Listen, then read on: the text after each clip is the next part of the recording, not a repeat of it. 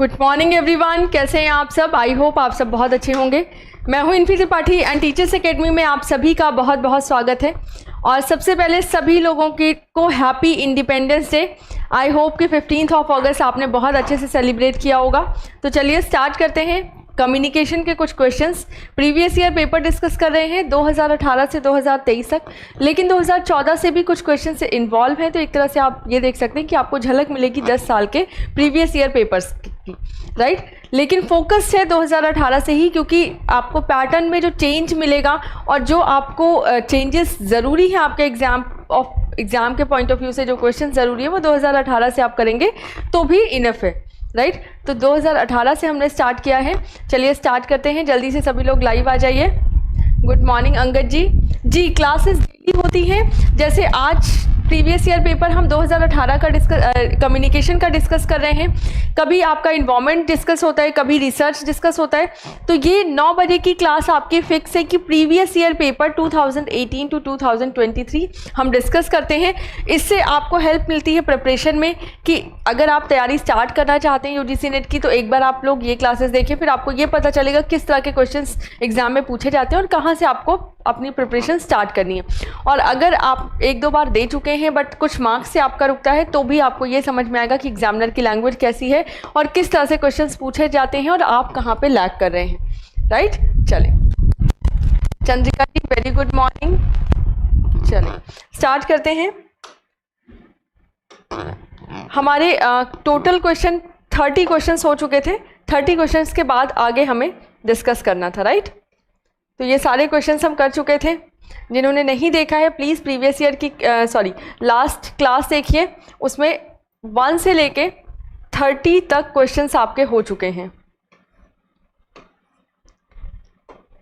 Question number 31 यहाँ से हमें आज स्टार्ट करना है। आधुनिक शैक्षिक संप्रेषण को किस रूप में वर्णित किया जाता है?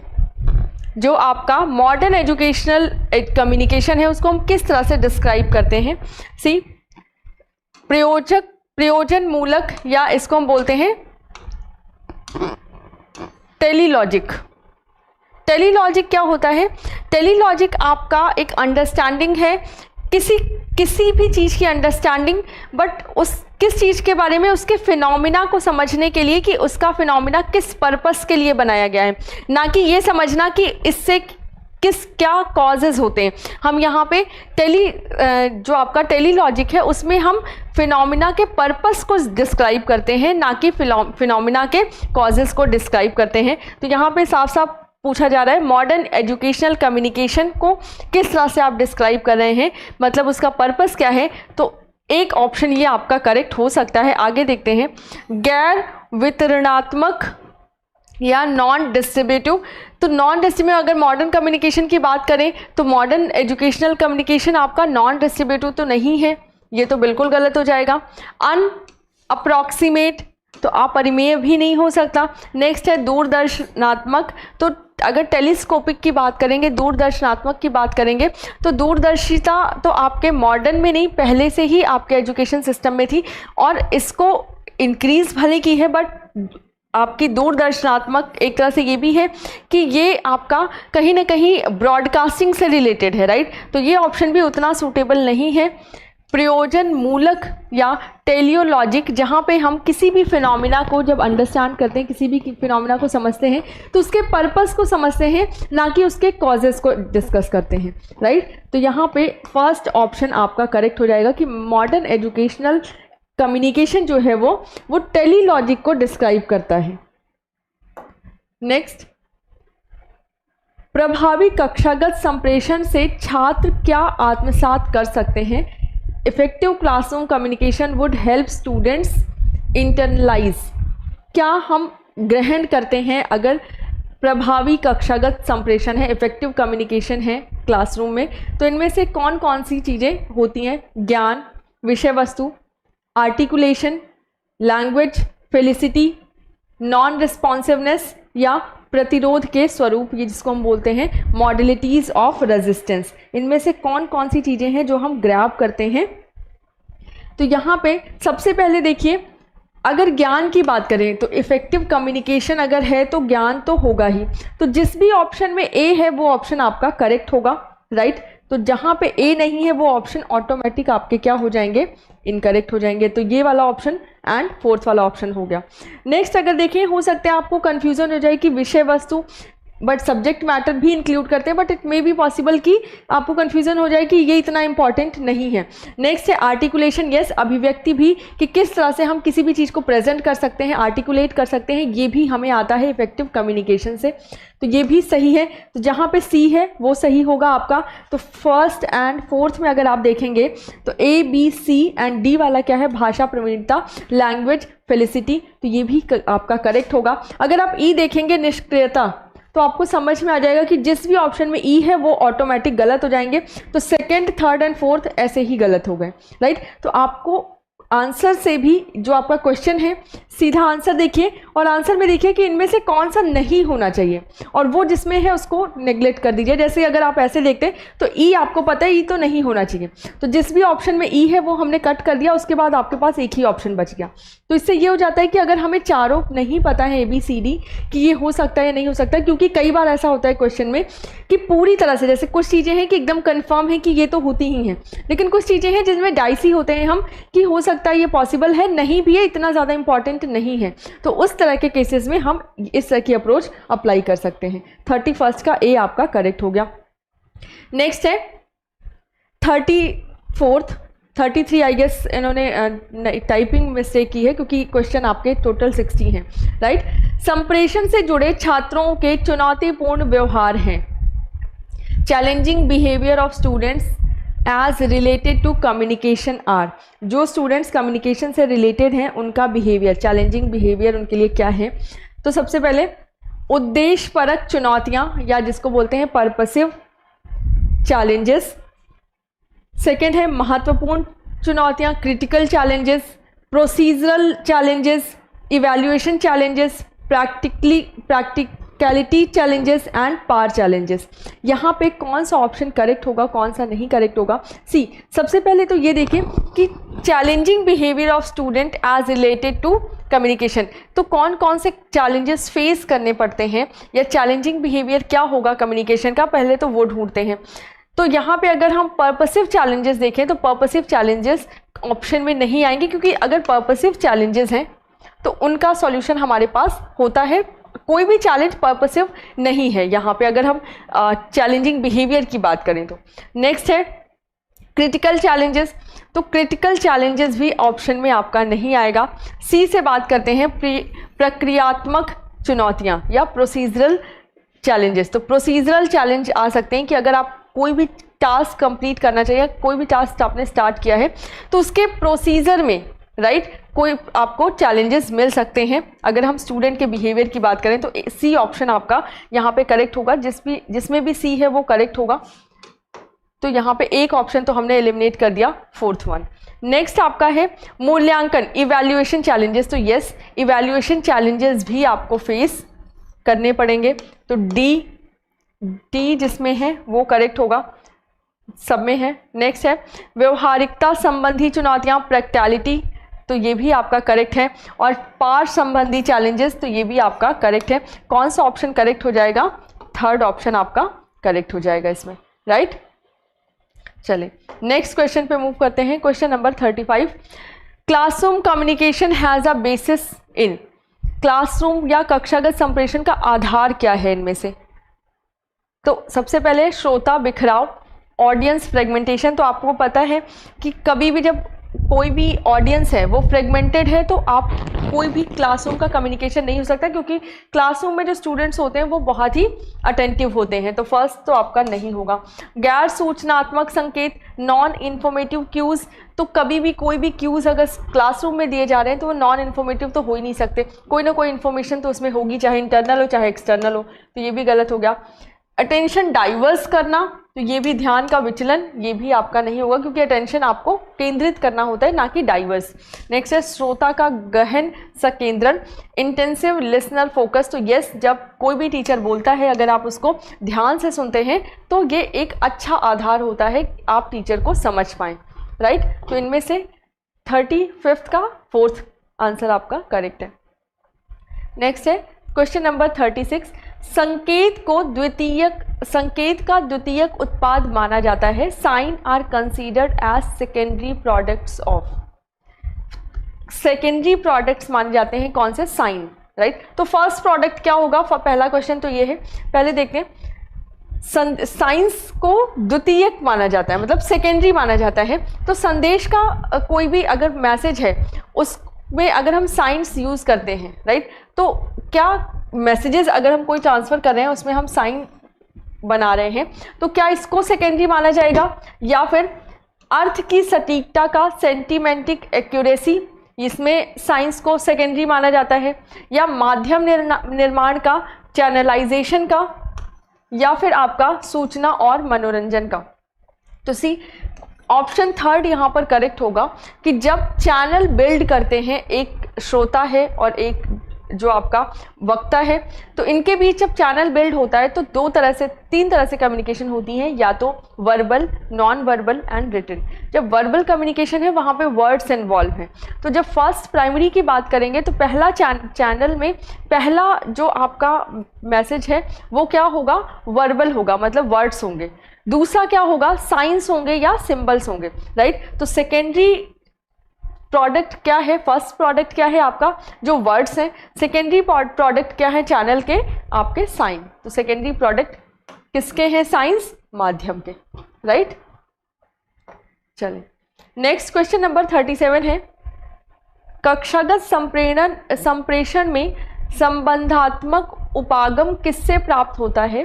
The relational approach in classroom communication comes from. जब हम क्लासरूम में रिलेशनल अप्रोच करते हैं कम्युनिकेशन में, तो वो किससे आता है? इंट्रापर्सनल, इंटरपर्सनल, ऑर्गेनाइजेशनल या मास? इसको बहुत आसानी से आप बता सकते हैं। सी इंट्रापर्सनल तो हो नहीं सकता, राइट, इंट्रापर्सनल तो हो नहीं सकता।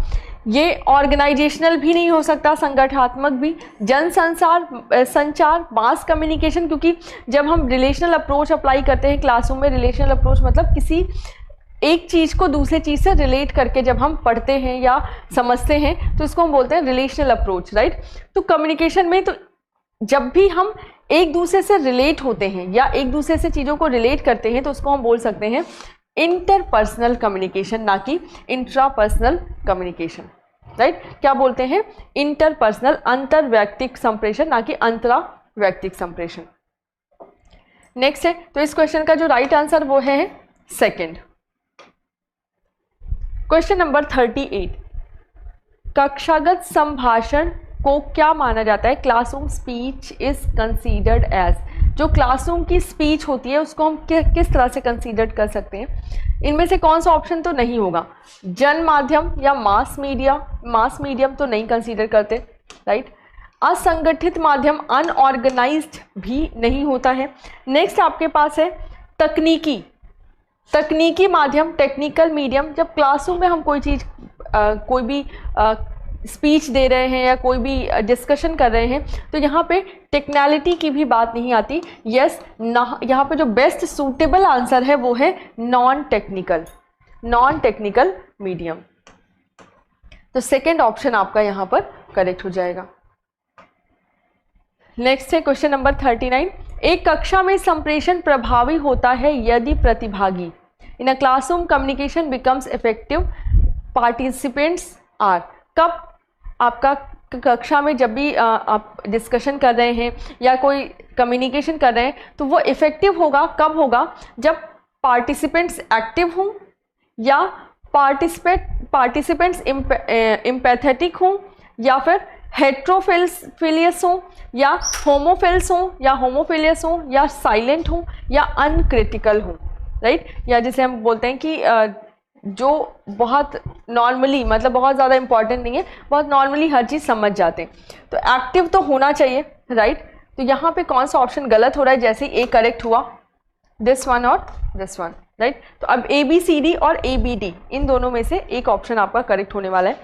नेक्स्ट है B, एम्पैथेटिक तो बिल्कुल होना चाहिए, क्योंकि एम्पैथेटिक नहीं होगा तो कैसे आप को समझेंगे, क्योंकि जब भी स्पीच की बात करते हैं, डिस्कशन की बात करते हैं, तो वहाँ पे एक दूसरे को समझना भी इम्पॉर्टेंट है। तो जो हमारा बैकग्राउंड है या फिर हम किसी ना किसी तरह से एक दूसरे से रिलेट करें, कहीं ना कहीं हमारे पास सिंपैथी और समानुभूति होनी ज़रूरी है।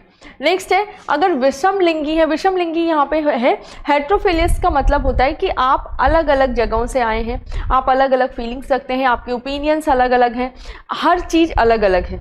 तो यहाँ पे अगर स्पीच की बात करें, हम क्लासरूम कम्युनिकेशन की बात करें, तो इफ़ेक्टिव पार्टिसिपेंट्स वही होंगे जो कुछ फीलिंग्स शेयर कर रहे हों, जो सेम टॉपिक पर हों, या फिर उनका बैकग्राउंड एक तरह से लगभग सेम हो, संस्कृति सेम हो, कहीं ना कहीं वो होमोफिल्स हों, राइट। तो इस तरह के लोग आपस में अच्छे से कनेक्ट कर पाते हैं और अच्छे से इफेक्टिव होते हैं। तो यहाँ पे विषम लिंगी गलत हो जाएगा, जो डी ऑप्शन है वो आपका सही हो जाएगा। नेक्स्ट, साइलेंट लोग भी नहीं चाहिए और अनक्रिटिकल लोग भी हमें नहीं चाहिए। तो कौन सा ऑप्शन सही होगा? ए, बी एंड डी। यहीं पे थोड़ी सी ट्रिक थी कि आपको हेट्रोफिलियस और होमोफिलियस की अगर मीनिंग पता है तो आप बहुत आसानी से इस क्वेश्चन का आंसर कर सकते हैं।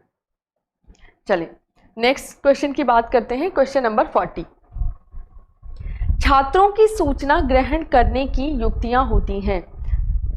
जो आपके स्टूडेंट्स हैं वो किस तरह से इंफॉर्मेशन सीख कर सकते हैं या इंफॉर्मेशन ग्रैब कर सकते हैं, उसके लिए पहला है निर्जीवतत्व उन्मुख या एंट्रोपी ओरिएंटेड, दूसरा है प्रत्यक्ष, non functional, indirect, third party and testing.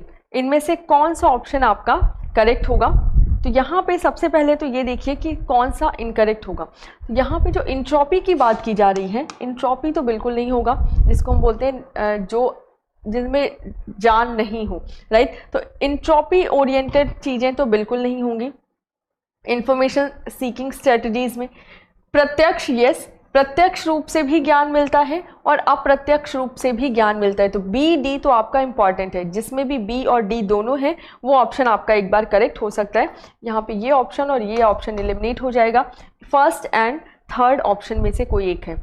Next है नॉन फंक्शनल, सी ऑप्शन भी आपका इनकरेक्ट हो जाएगा, क्योंकि नॉन फंक्शनल की अगर आप बात करें तो जब भी आप कोई भी इंफॉर्मेशन सीख करते हैं तो वो फंक्शनल या मतलब नॉन फंक्शनल में आप इंफॉर्मेशन अच्छे से अगर स्ट्रेटजी बना रहे हैं तो नॉन फंक्शनल चीज़ों को आप नहीं देखेंगे, आप कोशिश करेंगे कि फंक्शनल चीज़ों को देखें जो कार्य करती हैं। या जैसे अगर आपको एक कोचिंग इंस्टीट्यूट के बारे खोलना है, राइट, तो आप ऐसी कोचिंग इंस्टीट्यूट ढूंढेंगे जो चल रही है या जो फंक्शनल है, ऐसी नहीं जो नॉन फंक्शनल है, राइट। तो कभी भी जब हम इंफॉर्मेशन सीकिंग स्ट्रेटजीज बनाते हैं तो वहाँ पे नॉन फंक्शनल चीज़ें हम नहीं लेते हैं। नेक्स्ट है third party, yes, third party से भी हम इंफॉर्मेशन लेते हैं। एंड टेस्टिंग, यस, टेस्टिंग भी हेल्प करता है आपका इंफॉर्मेशन में। तो थर्ड ऑप्शन आपका करेक्ट हो जाएगा, ये वाला ऑप्शन आपका इनकरेक्ट हो जाएगा, राइट। चलें नेक्स्ट है, एक कक्षा में प्रत्ययकारी संप्रेषण का उद्देश्य लोगों को एक विषय प्रकार का स्वीकार करना होता है। Persuasive communication in a classroom intends to make people accept a particular क्या। अगर हम परसुएसिव कम्युनिकेशन की बात करेंगे तो पीपल्स को एक चीज़ एक्सेप्ट करनी है, उसमें वो कौन सी चीज़ है, राइट। वर्बल नॉइस, नो, अगर वर्बल नॉइस है तो पर्पसिव में वर्बल नॉइस एक्सेप्ट नहीं की जाती है। नेक्स्ट है शाब्दिक कर्तव्य या वर्बल जगलरी, अगर कोई जगलर है तो मतलब अपने शब्दों से खेल रहा है तो ये भी एक्सेप्ट नहीं किया जा सकता। आत्मविस्मृति या डिसओरिएंटेशन भी एक्सेप्टेबल नहीं है, बिकॉज डिसओरिएंटेशन तो एक आप एक तरह से कह सकते हैं नेगेटिव वर्ड ही है। यहाँ पे जो करेक्ट वर्ड आ रहा है वो है पोजीशन। कौन सा? पोजीशन। तो थर्ड ऑप्शन 41 का थर्ड ऑप्शन आपका करेक्ट होगा कि परसुएसिव कम्युनिकेशन अगर हम कर रहे हैं क्लासरूम में तो वो किस तरह से intends to make people accept a particular position, right. Next, कक्षा में प्रभावी संप्रेषण से क्या उपलब्धि होती है? Effective communication inside the classroom leads to. अगर हम कक्षा में बात कर रहे हैं तो अगर इफेक्टिव कम्युनिकेशन है आपके क्लासरूम में तो इनमें से कौन सी उपलब्धि होती है आपको? सबसे पहले समस्या समाधान रणनीति, प्रॉब्लम सॉल्विंग स्ट्रेटजीज, यस, अगर आप इफेक्टिव कम्युनिकेशन आपके क्लासरूम में हो रहा है तो आपके पास प्रॉब्लम सॉल्विंग स्ट्रेटजीज भी होंगी। नेक्स्ट आपका क्या है, गहन ज्ञान या intensive knowledge, yes intensive knowledge भी आपके पास होगी। विस्तृत ज्ञान, यस एक्सटेंसिव नॉलेज भी होगी। अनियंत्रित चर्चाएं, अनकंट्रोल्ड डिस्कशन जो होते हैं या डिस्कोर्सेज होते हैं, वो आप उन पे जिसके जब नियंत्रण ही नहीं है तो वो आपके इफेक्टिव कम्युनिकेशन में कैसे आएगा। या वर्टिकल कम्युनिकेशन जो होता चला जाए जिसका कभी कोई अंत नहीं है, काइंड ऑफ अनियंत्रित चर्चाएं, तो ये भी आपका नहीं होगा। जो करेक्ट ऑप्शन है वो है ए, बी और सी। फर्स्ट ऑप्शन आपका करेक्ट है। नेक्स्ट है क्वेश्चन नंबर 43। क्वेश्चन नंबर 43 है, शैक्षिक प्रसारण में निम्नांकित में से किस कारक की समस्या है। अगर हम एजुकेशनल ब्रॉडकास्टिंग की बात करें तो एजुकेशनल ब्रॉडकास्टिंग किस चीज़ से सफ़र करता है, ये आपसे पूछा गया है। तो एजुकेशनल ब्रॉडकास्टिंग में एक्सटेंडेड इंटरैक्टिविटी एक तरह से होती ही नहीं है। अगर ब्रॉडकास्टिंग की बात करें हम, एक तरह से वन वे कम्युनिकेशन है ये।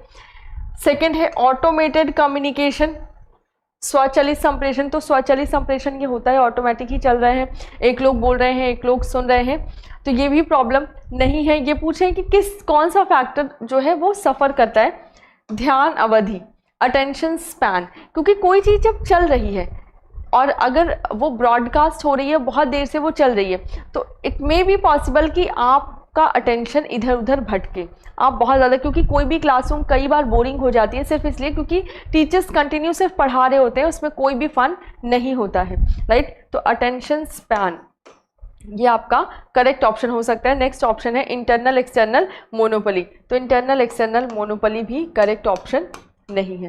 First second and third option आपका first second and fourth option incorrect है, थर्ड ऑप्शन आपका करेक्ट है। क्वेश्चन नंबर 44 की बात करेंगे। दो स्टेटमेंट है, अभिकथन शिक्षकों के लिए कक्षा मत संप्रेषण हेतु चर्चाओं के दौरान प्रश्न पूछना एक प्राथमिक युक्ति है। रीजन है, विद्यार्थी का अधिगम शिक्षकों का प्रमुख ध्येय होता है जिसे प्रश्नों और उत्तरों के माध्यम से संभव बनाया जाता है, राइट। तो सी, एक तरह से फर्स्ट क्वेश्चन की बात करें कि क्वेश्चन आंसर्स, अगर एक क्लास में आपसे क्वेश्चनिंग हो रही है, क्वेश्चनायर सेशन हो रहा है, तो ये क्लासरूम में इफेक्टिव कम्युनिकेशन होता है। तो questioning is a primary tool of classroom communication for teachers when they lead discussion. कोई भी डिस्कशन लीड करना होगा तो सबसे पहले आपसे क्वेश्चन ही पूछा जाएगा, राइट। कोई भी टॉपिक अगर स्टार्ट करना है तो उसके बारे में क्वेश्चन पूछा जाएगा, तभी तो डिस्कशन स्टार्ट होगा। तो फर्स्ट ऑप्शन आपका करेक्ट हो गया। सेकंड रीजन क्या दे रहे हैं, student learning is the major motive of teachers made possible by questions and answers. See, किसी भी टीचर, कोई भी टीचर अगर पढ़ा रहा है तो उसका मेन मोटो होता है कि उसके स्टूडेंट को समझ में आए। तो अगर क्वेश्चन आंसर होता है या अगर डिस्कशन होता है तो ऑटोमेटिक स्टूडेंट्स को अच्छे से समझ में आता है और टीचर को भी ये समझ में आता है कि हाँ स्टूडेंट्स को समझ में आ रहा है। तो ये वाला ऑप्शन भी, रीज़न भी आपका क्या हो जाएगा, करेक्ट। तो फर्स्ट का ए और आर दोनों ही सही हैं, असर्शन एंड आपके रीजंस दोनों सही हैं। Next question number 45। अगर क्वेश्चन नंबर 45 की बात करें तो जब छात्र और शिक्षक संप्रेषण में शामिल होते हैं तो उसका उद्देश्य होता है, जब एक टीचर एंड एक स्टूडेंट कम्युनिकेशन करते हैं तो उसका क्या पर्पस होता है ये हमें बताना है। अध्याय व्यावसायिक क्रियात्मक संबंध विकसित करने के लिए, कक्षा में सहभागी परिवेश बनाने के लिए, कक्षा में बाहर की अंतःक्रिया में भाग लेने, कक्षा के बाहर की अंतःक्रिया में भाग लेने के लिए, निजी मामलों में शिक्षक का हस्तक्षेप प्राप्त करने के लिए, या छात्रों के प्रति शिक्षकों के व्यवहार को नियंत्रित करने के लिए। तो डी और ई आप देख रहे हैं एक नेगेटिव अप्रोच है, राइट। तो डी और ई तो ऑटोमेटिक आपके कट हो जाएंगे। ऑप्शन में देखें जहां भी डी और ई दिखता है आपको वो वाले ऑप्शन आप कट कर दें। तो बचा क्या, अध्य व्यवसायिक क्रियात्मक संबंध विकसित करने के लिए, कक्षा में सहभागी परिवेश प्राप्त करने के लिए और कक्षा के बाहर की अंतःक्रिया में भाग लेने के लिए। तो फर्स्ट ऑप्शन आपका क्या हो जाएगा यहाँ पर करेक्ट, राइट। क्यों? क्योंकि डी और ई मुझे दिखा कि ये कैसा था, एक नेगेटिव अप्रोच रखने वाले आंसर्स थे, इस वजह से डी ई जैसे ही मैंने एलिमिनेट किया ऑटोमेटिक आपको सही आंसर मिल गया, right. To develop professional working relationship, to create a participationary environment in the classroom, to engage in out of classroom interaction, to seek teachers intervention in personal matters, to control teachers attitude towards students, right। इनमें से D और ई आपका गलत है, उस जिसमें भी D और ई है वो आंसर्स हमने हटा दिए। नेक्स्ट है question number 46। Feedback makes the classroom communication process, प्रतिपुष्टि कक्षा संप्रेषण प्रक्रिया को कैसा बनाती है। जब हम कोई भी फीडबैक लेते हैं तो किस तरह से, मतलब हमने पूरा पढ़ा दिया, उसके बाद हम सिर्फ क्या ले रहे हैं, फीडबैक, तो ये कम्युनिकेशन को किस तरह से बनाती है। तो ये कम्युनिकेशन को सबसे पहले इसमें लीनियर या वृत्तीय या कंप्लीट या अंतःक्रियात्मक या असंगठित या डिसऑर्गेनाइज्ड। तो जब भी हम फीडबैक लेते हैं तो डिसऑर्गेनाइजेशन तो बिल्कुल नहीं हो सकता।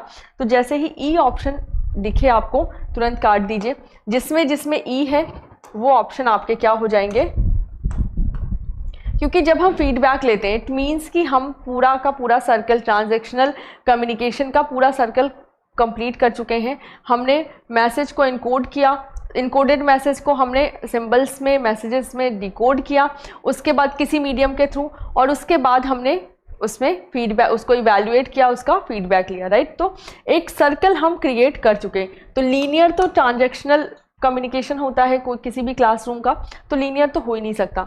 नेक्स्ट है वृत्तीय। यस, जब हम फीडबैक ले रहे हैं तो फीडबैक लेने के बाद फिर से आपका मतलब एक सर्कल आपका क्या हुआ, कंप्लीट हो गया।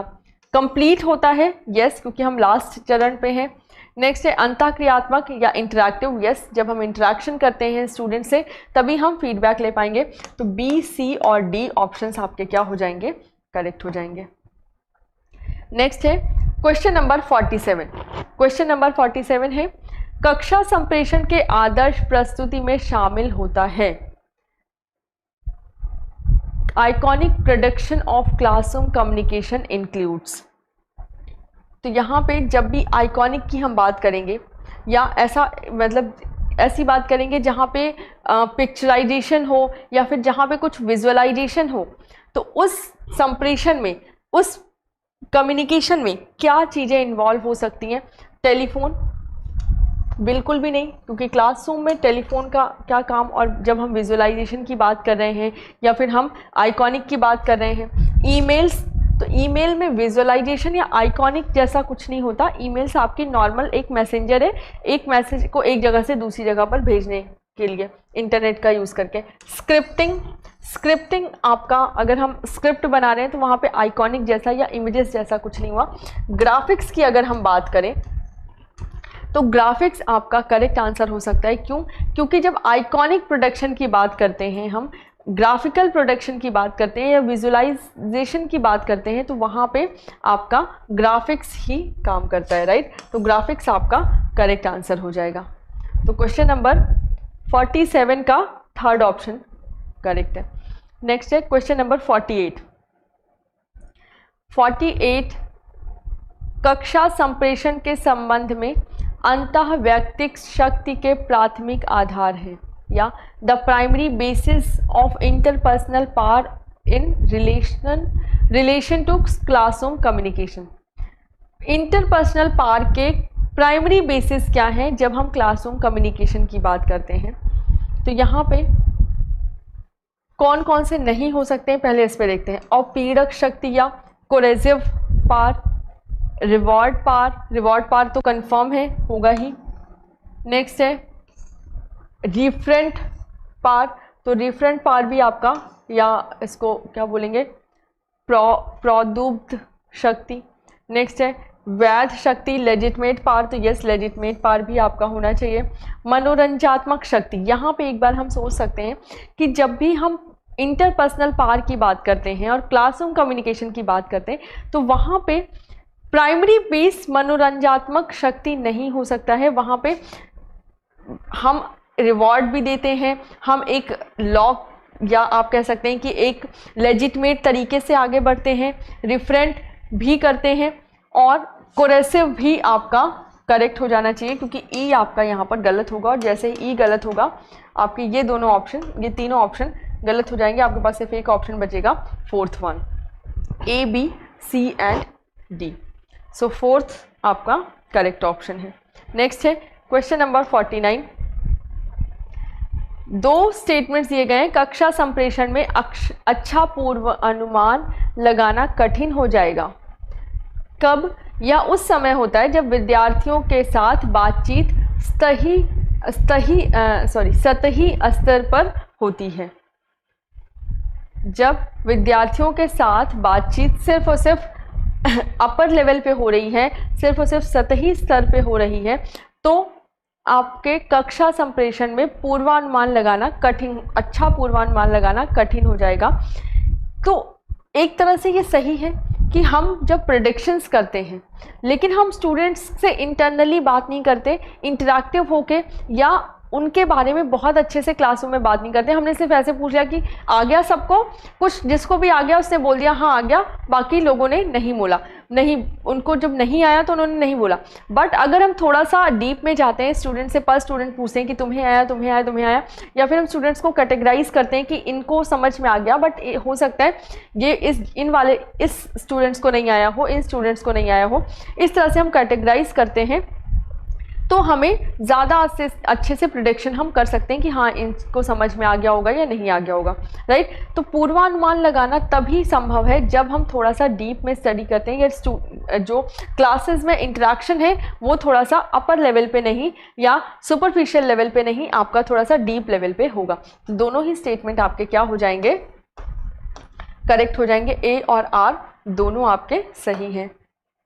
नेक्स्ट, जब अनुमान लगाया गया है कि विद्यार्थियों द्वारा निकाला गया अर्थ शाब्दिक संप्रेषण के संबंध में अशाब्दिक संप्रेषण से कितना अधिक होता है, तो ये अनुमान सीधा सीधा आपको 2:3, राइट। हम 3 भागों में बांटते हैं, एक आपका verbal, non verbal and written. तो यहाँ पे अगर नॉन वर्बल की हम बात करें कि ये एस्टिमेट किया गया है कि students from non verbal communication in relation to verbal communication, जो रेशियो है वो कितना है, 2:3, राइट। तो ये आप लोग याद कर लीजिए। नेक्स्ट है क्वेश्चन नंबर 51। डिजिटल युग में यह भय बना हुआ है कि कक्षा संप्रेषण का परिणाम हो सकता है। In a digital era there is a fear that classroom communication में रिजल्ट। क्लासरूम, डिजिटल वर्ड की अगर हम बात करें तो क्लासरूम कम्युनिकेशन क्या कर सकता है, स्टिमुलेट कर सकता है, शीघ्र अनुकूलन या क्विक अडॉप्शन हो सकता है, ओवर स्टिमुलेशन या निष्क्रिय पैसिव अडॉप्शन। पैसिव अडॉप्शन तो नहीं होगा आजकल, देखिए एक तरह से क्विक अडॉप्शन होता है, राइट। तो आप कंफ्यूज हो सकते हैं ओवर स्टिमुलेट या क्विक अडॉप्शन में। तो यहाँ पे जो करेक्ट आंसर है आपका वो है quick adoption, sorry over stimulate, quick adoption नहीं होगा, over stimulate, right. Quick adoption तब होता है जब इफेक्टिव क्लासरूम हो, लेकिन जब हम डिजिटल वर्ड की बात करते हैं तो हम स्टिमुलेट होना मतलब उद्दीपक होना, या फिर आप किसी भी चीज़ के लिए एक्साइटेड हो जाएं, या फिर कोई भी चीज़ आपको जैसे विजुअलाइज करके दिखाई जाती है तो आपको बहुत अच्छे से समझ में आ जाती है। तो वो विजुअलाइजेशन आपका क्या हुआ, एक कैटलिस्ट का काम किया और उससे आपकी जो ज्ञान इंद्री है वो स्टिमुलेट हो गई, राइट। तो अगर डिजिटल वर्ड का यूज़ किया जाता है तो हो सकता है कि आप ओवर स्टिमुलेट हो जाएं। तो सेकेंड बी ऑप्शन आपका क्या हो जाएगा, यहाँ पर करेक्ट हो जाएगा, राइट। ये वाला ऑप्शन आपका करेक्ट होगा क्योंकि ये थर्ड ऊपर लिख दिया है और ये नीचे। नाउ नेक्स्ट, अशाब्दिक संप्रेषण को माना जाता है, non verbal communication is considered. अगर हम नॉन वर्बल कम्युनिकेशन की बात करें तो नॉन वर्बल कम्युनिकेशन को क्या माना जाता है, प्रिसाइज या सटीक, वो तो रिटन या वर्बल कम्युनिकेशन हो तभी हम मान सकते हैं। औपचारिक, फॉर्मल, कभी भी फॉर्मल या फिर आप लेजिटमेट जो भी डिस्कशन होती हैं या फिर जो भी कॉन्वर्सेशन होती हैं वो आपके रिटन में ज़्यादातर होती हैं या वर्बल। नॉन वर्बल का मतलब है आप साइन लैंग्वेज का यूज़ कर रहे हैं। तो जब साइन लैंग्वेज का यूज़ करते हैं तो उस तरह की कम्युनिकेशन आपकी अनौपचारिक मानी जाती है, इनफॉर्मल मानी जाती है। सेकेंड ऑप्शन आपका करेक्ट होगा, बाकी third, fourth and first option यहाँ पर आपका इनकरेक्ट होगा। राइट, चलिए नेक्स्ट क्वेश्चन, क्वेश्चन नंबर 53। कक्षा संप्रेषण के एक घटक के रूप में नकारात्मक आलोचना निम्नलिखित में से किस ओर उन्मुख होगी? Negative criticism as an element of classroom communication will lead to. अगर नेगेटिव क्रिटिसिज्म है तो ये किसको लीड करेगी? External sympathy, yes. नेक्स्ट है डिफेंसिव, ए बी। यहाँ पे एक चीज़ मिसिंग है, कोई एक ऑप्शन यहाँ पर आपका मिसिंग है, क्योंकि यहाँ पे ऑप्शन में आपका बी भी है, बी मिसिंग है। राइट, डी है आपका दुष्प्रेरण या डीमोटिवेशन। तो डीमोटिवेशन, अगर हम नेगेटिव क्रिटिसिज्म की बात करें तो may be possible demotivation, but classroom communication को डीमोटिवेट तो नहीं करेगा, ये एक तरह से आप नेगेटिव। सहयोगात्मक श्रवण, सपोर्टिव लिसनिंग भी नहीं होगी। टकरावपूर्ण सहानुभूति या कन्फ्रंटेशनल एम्पैथी, ये भी आपका नहीं होगा। जो ऑप्शन, जो करेक्ट ऑप्शन होगा ए और सी तो आपका करेक्ट लग रहा है। अब यहाँ पे बी नहीं है, इट मे बी पॉसिबल कि बी में जो भी रहा होगा वो आपका करेक्ट होगा, क्योंकि अभी मुझे याद नहीं आ रहा कि बी वाले ऑप्शन में क्या था। राइट, तो जो करेक्ट ऑप्शन मुझे दिख रहा है जिसमें ए और बी दोनों हैं, इनमें तो ए बी नहीं है। राइट, तो ये ऑप्शन तो नहीं होंगे, तो सॉरी ए और सी, तो ए और सी दोनों जिसमें है वो सिर्फ एक ऑप्शन है, ऑप्शन नंबर 4, तो ये ऑप्शन आपका करेक्ट हो जाएगा। इस क्वेश्चन को मैं देखती हूँ कि बी, इसमें आई गेस टाइपिंग मिस्टेक है, उन्होंने बी ऑप्शन नहीं प्रिंट किया। राइट, चले नेक्स्ट क्वेश्चन की बात करते हैं, क्वेश्चन नंबर 54। स्टेटमेंट है कक्षा प्रबंधन में शिक्षक संप्रेषण केंद्रीय है। Teacher communication is central to classroom management. Next है teacher communication behaviour should not be used to regulate the classroom behaviour of student. See, कक्षा प्रबंधन में शिक्षक संप्रेषण केंद्रीय है। यस, अगर हम क्लास को मैनेज करते हैं तो एक टीचर को सेंटर्ड, मतलब एक क्लास जो है वो टीचर के सेंटर में ही होती है, और अगर टीचर अच्छे से कम्युनिकेट कर रहा है, अच्छे से पढ़ा रहा है, तभी क्लास मैनेज होगी जब टीचर डिसिप्लिन मेंटेन करेगा। राइट, तो यहाँ पे ऑप्शन नंबर अभिकथन तो आपका करेक्ट है। नेक्स्ट, अगर हम रीज़न की बात करें तो विद्यार्थियों के कक्षा व्यवहार को विनियमित करने में शिक्षक संप्रेषण व्यवहार का उपयोग नहीं किया जाना चाहिए। तो ये आपका बिल्कुल गलत होगा, क्योंकि टीचर कम्युनिकेशन बिहेवियर बिल्कुल एक रोल प्ले करता है स्टूडेंट के बिहेवियर को या स्टूडेंट्स की पूरे क्लासरूम को मैनेज करने के लिए। राइट, अदरवाइज तो स्टूडेंट्स के, अगर टीचर के बिहेवियर को हम नहीं देखते हैं या टीचर के बिहेवियर को नहीं कंसीडर करते हैं तो क्लासरूम कैसे भी रहे। राइट, टीचर को कोई फ़र्क नहीं पड़ रहा। तो यहाँ पे टीचर को स्ट्रिक्ट भी होना पड़ता है अगर क्लासरूम मिसमैनेजमेंट हो रही है तो आर आपका गलत है, ए आपका सही हो जाएगा। नेक्स्ट है क्वेश्चन नंबर 55। चलिए सपना जी इस क्वेश्चन का आंसर करिए। सुनील जी, सपना जी, जयश्री, अंगद, क्वेश्चन नंबर 55 का आंसर करें। कक्षा संप्रेषण में शब्दाडंबर पूर्ण उपागम या इसको बोलते हैं रेट्रोकल शिक्षक को विद्यार्थियों के अभिकर्ता के रूप में मानता है, या rhetorical approach in classroom communication considered teacher as dash agent of student.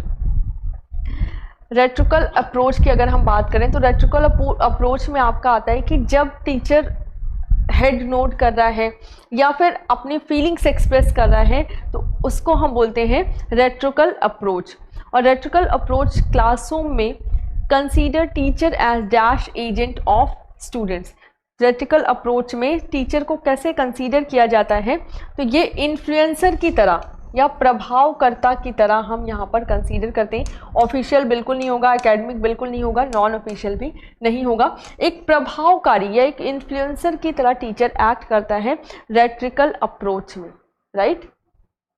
In classroom हम बहुत डिटेल में पढ़ेंगे कि रेट्रिकल अप्रोच आपकी क्या होती है, सिलेक्टिव अप्रोच क्या है आपकी, इस तरह की चीज़ें जब हम क्लासरूम कम्युनिकेशन की बात करेंगे तो ये सारी चीज़ें आपको पढ़ना है। नेक्स्ट क्वेश्चन नंबर 56 की अगर हम बात करें तो छात्रों के साथ प्रभावी ढंग से संप्रेषण के लिए शिक्षकों को किसका उपयोग करना चाहिए? To communicate effectively with students teacher should use, teacher को क्या यूज करना चाहिए? इनमें से कौन सा ऑप्शन करेक्ट है? 56 की अगर बात करें तो एफिनिटी सीकिंग स्ट्रेटजीज या फिर निकटता परक रणनीतियाँ। नेक्स्ट है immediacy behaviour, humour, collaborative filters. तो इनमें से कौन सा प्रतिभाग आधारित छलनियाँ? अगर कोलैबोरेटिव फिल्टर, सहयोगात्मक फिल्टर्स का हम यूज़ करेंगे तो आपका जो शिक्षक है वो इफ़ेक्टिवली कम्युनिकेट नहीं कर पाएगा टीचर से। तो इसमें से अगर हम एफिनिटी सीकिंग स्ट्रेटजीज़ की बात करते हैं तो एफिनिटी सीकिंग स्ट्रेटजीज़ आपकी सही होती हैं, राइट। तो ए ऑप्शन तो आपका यहाँ पर करेक्ट होगा, जिसमें भी ए है वो करेक्ट है। नेक्स्ट है इमीडिएसी बिहेवियर। इमीडिएसी बिहेवियर का क्या मतलब है कि जब टीचर आपसे सिंबल्स में बात करता है, साइन लैंग्वेज में बात करता है, राइट, या इमोशंस से बात करता है, राइट। जैसे अगर आपकी कोई बात सुन रहा है वो हेड को नोट कर रहा है, आपकी फीलिंग्स को कंसीडर कर रहा है, इस तरह से जब चीज़ें होती हैं तो उसको हम बोलते हैं इमीडिएसी बिहेवियर। परिहास, ह्यूमर, यस, एक टीचर जो है ह्यूमरस भी होना चाहिए, राइट। अगर ह्यूमर नहीं होगा तो आपकी क्लास क्या हो जाएगी? बोरिंग हो जाएगी। तो ऑप्शन नंबर 4 आपका करेक्ट हो जाएगा, क्योंकि डी आपका क्या हो गया? गलत। यहाँ पे ए फर्स्ट, थर्ड एंड सेकंड गलत हो जाएगा, 4th ऑप्शन आपका करेक्ट है। नेक्स्ट है क्वेश्चन नंबर 57। क्वेश्चन नंबर 57 क्या है? कक्षा में अशाब्दिक व्यवहार के आंतरिक संकेतन किसके निदान में सहायता करते हैं? Internal cues of non verbal behaviour in the classroom help diagnosis, right. Internal cues किसको डायग्नोसिस करने के लिए हेल्प करते हैं? तो यहाँ पे इंटरपर्सनल डायनेमिक्स को हेल्प करते हैं इंटरनल क्यूज।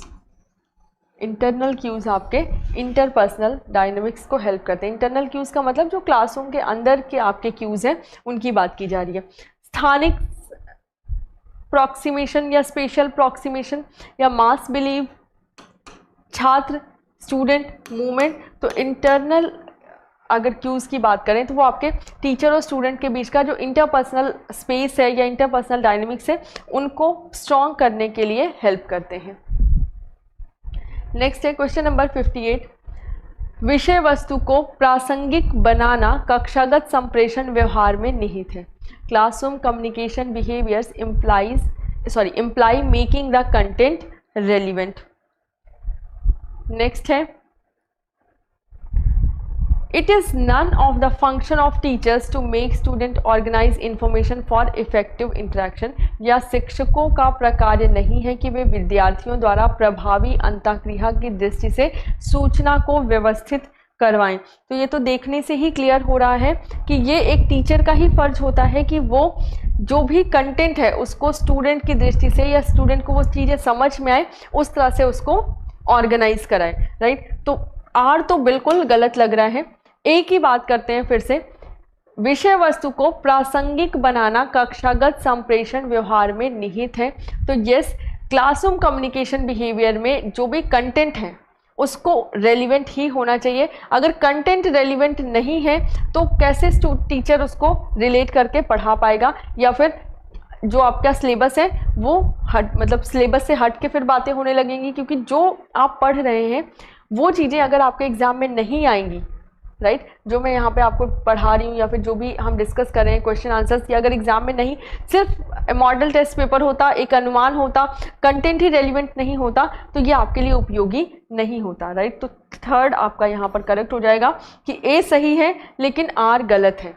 टीचर को कैसे बिहेव करना चाहिए? वो स्टूडेंट के अकॉर्डिंग जो भी इंफॉर्मेशन है उसको ऑर्गेनाइज करनी चाहिए। नेक्स्ट है क्वेश्चन नंबर 59, किसी निष्पादन प्रतिमान के अंतर्गत संप्रेषण चर होते हैं। Communication variables involve a model of performance are. इसमें से model of performance are, model of performance की बात अगर हम करें तो कौन कौन से कम्युनिकेशन वेरिएबल्स यहाँ पर इंक्लूड होते हैं। कूट संकेतन, यस। इनकोडिंग आपकी इन्वॉल्व है। इनकोडिंग के बाद आपकी डिकोडिंग भी होती है। इनकोडिंग है, इनकोडिंग के बाद आपका जो मैसेज है, इनकोड करने के बाद आप सबसे पहले आपका मैसेज है, उस मैसेज को इनकोड किया गया, इनकोड करने के बाद एक चैनल के माध्यम से आगे सेंड किया गया, राइट। तो यहाँ पे चैनलाइजेशन भी होता है। चैनल के माध्यम से जब आगे सेंड किया गया, अब उसको रिसीव किया जाएगा स्टूडेंट द्वारा या फिर जो भी सुन रहा है, राइट, लिसनर द्वारा जब उसको रिसीव किया जाएगा। रिसीव करने के बाद उसको डिकोड किया जाता है। डिकोड करने के बाद उसको अंडरस्टैंड किया जाता है, समझा जाता है, उसको इवैल्यूएट किया जाता है और इवैल्यूएशन के बाद उस पर हम फीडबैक की प्रक्रिया करते हैं, राइट। यहाँ पे पैसिव रेजिस्टेंस और उदासीनता का कोई भी सवाल नहीं है। यहाँ पे निष्क्रिय प्रतिरोध और उदासीनता नहीं होना चाहिए। तो यहाँ पे इनकोडिंग, डिकोडिंग, चैनलाइजेशन या मैसेजेस या फिर आपका लास्ट में फीडबैक, इवैल्यूएशन, ये सारे आपके वर्ड्स आते हैं जब हम मॉडल ऑफ परफॉर्मेंस की बात करते हैं। कम्युनिकेशन, जो आपके कम्युनिकेशन वेरिएबल्स हैं उनमें। नेक्स्ट क्वेश्चन नंबर 60 है, अधिगम पूर्व तैयारी में संप्रेषण का एक महत्वपूर्ण चरण है। In pre learning preparation an important stage of communication ई। जब प्री लर्निंग स्टेज है तो उसमें इम्पॉर्टेंट स्टेज कौन सी, जब प्री लर्निंग परफॉर्मेंस प्रिपरेशन है तो उसमें इम्पॉर्टेंट स्टेज आपकी क्या है? Information acquisition and its processing. दूसरा है कूट संकेतक का मूर्तिकरण या iconization of encoder. Ignoring semantic noise, conditioned feedback. तो कंडीशनड फीडबैक, इग्नोरिंग किसी चीज़ को, अगर हम कोई मीनिंगफुल नॉइस है उसको अगर हम इग्नोर कर रहे हैं तो भी हम गलती कर रहे हैं। किसी भी चीज़ को इनकोड करना, ये भी आपका फर्स्ट स्टेज नहीं है या इनिशियल स्टेज नहीं है। जब हम प्री लर्निंग स्टेज में हैं तो कौन सा, हमें इंफॉर्मेशन को लेना है, ग्रैब करना है और उसको प्रोसेस करना है। तो information acquisition and its processing आपका करेक्ट हो जाएगा। नेक्स्ट क्वेश्चन नंबर 61, ये आपका सेकेंड लास्ट क्वेश्चन है। इसके बाद एक क्वेश्चन और है, फिर हमारी क्लास एंड हो जाएगी।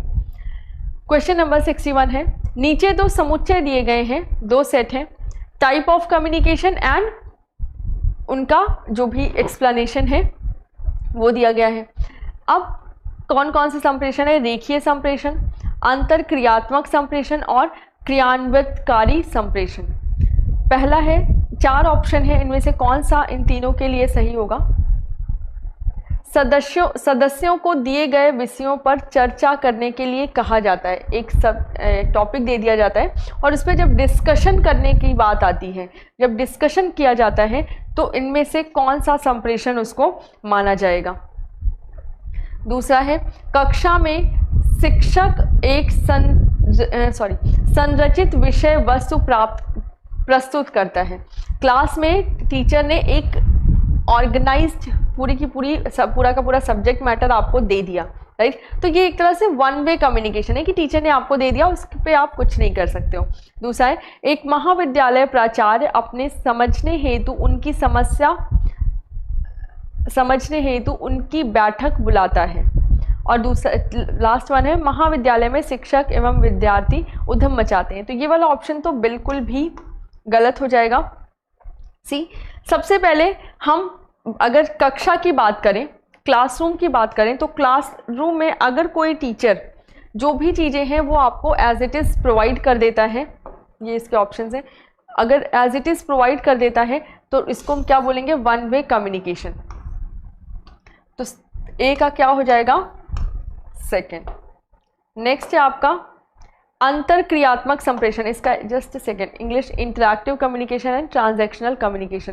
तो अगर इंटरैक्टिव कम्युनिकेशन की बात करेंगे तो इंटरैक्टिव कम्युनिकेशन तब होगा जब डिस्कशन के लिए एक महाविद्यालय में प्राचार्य अपने समझने हेतु उन जो भी स्टूडेंट्स हैं उनकी समस्या को समझने हेतु एक बैठक बुलाते हैं। तो यहाँ पे जो कम्युनिकेशन होगा वो कैसा होगा, इंटरैक्टिव, कि दोनों को मौका मिल रहा है, दोनों आपस में टू वे कम्युनिकेशन कर रहे हैं।